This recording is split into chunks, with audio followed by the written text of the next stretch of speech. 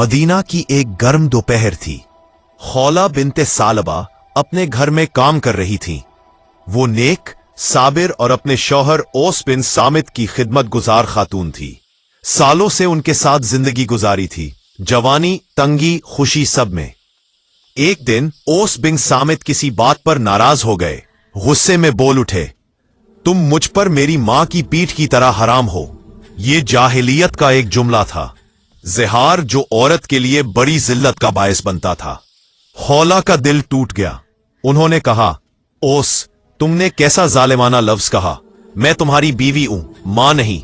मगर ओस गुस्से में घर से चले गए। और खौला की फरियाद। खौला का दिल भर आया। वो सीधी नबी करीम सल्लल्लाहु अलैहि वसल्लम के पास आईं। इनकी आंखों में आंसू थे, दिल में दर्द, मगर जबान पर यकीन। या रसूल अल्लाह सल्लल्लाहु अलैहि वसल्लम, ओस ने मेरी जवानी ले ली, मेरी खिदमत ली। अब जब मैं बूढ़ी हो गई हूं तो मुझसे ज़िहार कर लिया।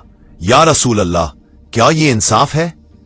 रसूल अल्लाह सल्लल्लाहु अलैहि वसल्लम ने फरमाया, ए खौला, मेरे पास अभी तक इस बारे में वही नहीं आई।